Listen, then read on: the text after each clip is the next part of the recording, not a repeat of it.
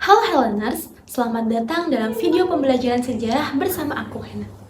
Kali ini kita akan bahas tentang Liga Bangsa-Bangsa atau LBB dan dampak Perang Dunia Pertama bagi Indonesia. Yuk simak video yang sampai habis.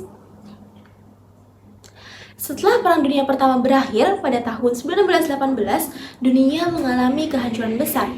Lebih dari 15 juta jiwa melayang, dan berbagai negara mengalami krisis ekonomi serta sosial. Untuk mencegah perang serupa di masa depan, para pemimpin dunia membentuk sebuah organisasi internasional bernama Liga Bangsa-Bangsa. Nah, apa tujuan dari perang organisasi ini? Mari kita pelajari bersama.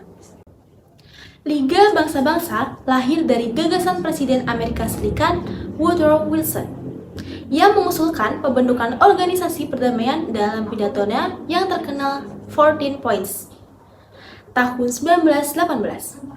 Pada gagasan ini kemudian diwujudkan dalam Perjanjian Versailles pada tahun 1919 yang akhirnya pada 10 Januari 1920 LBB resmi berdiri dengan markas besar di Jenewa, Swiss.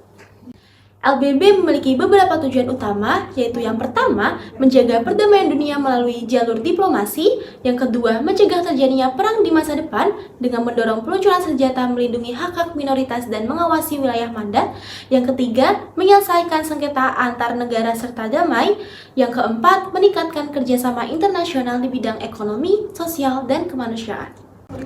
LBB terdiri dari 3 organ utama. Yang pertama terdapat Majelis Umum, yang mana mereka ini membahas kebijakan utama organisasi. Yang kedua terdapat Dewan Liga, yang beranggotakan negara-negara besar seperti Inggris, Prancis, Italia, dan Jepang yang menangani konflik khusus.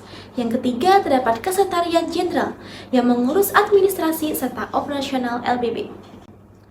Meskipun efektivitasnya terbatas, LBB memberikan dampak positif, yang mana mereka ini dapat meningkatkan kesadaran akan pentingnya diplomasi, menyelesaikan beberapa konflik, mendorong kerjasama internasional, serta membantu pembentukan negara-negara baru di wilayah mandat seperti Irak, Lebanon, dan Suriah.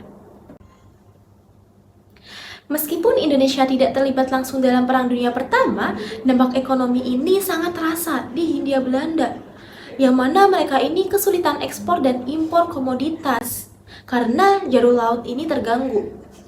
Yang kedua, mereka ini keganggu akan inflasi dan kenaikan harga barang kebutuhan pokok. Nah, selain itu, berkurangnya lapangan pekerjaan yang mana akibatnya tutupnya pabrik dan perkebunan di wilayah tersebut. Krisis ekonomi berdampak pada memburuknya kondisi sosial masyarakat Indonesia, yang mana mereka ini kelaparan, serta kesehatannya ini memburuk akibat sulitnya akses terhadap makanan dan layanan kesehatan.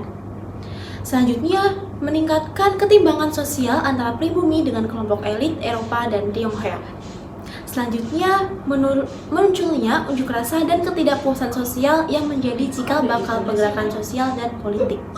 Perang Dunia Pertama memiliki dampak besar dalam membangkitkan nasionalisme Indonesia.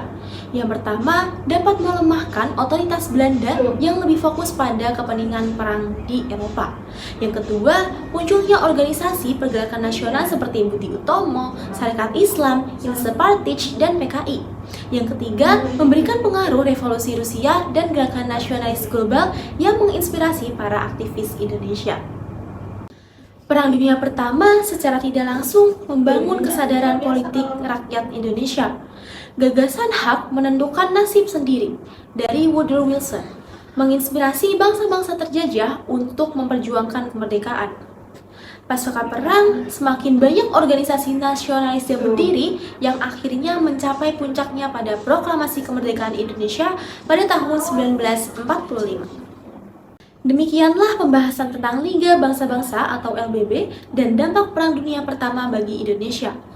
Bencana global yang menyebabkan penderitaan ini justru menjadi salah satu pendorong tumbuhnya semangat nasionalisme dan perjuangan bangsa kita. Sampai jumpa di video berikutnya.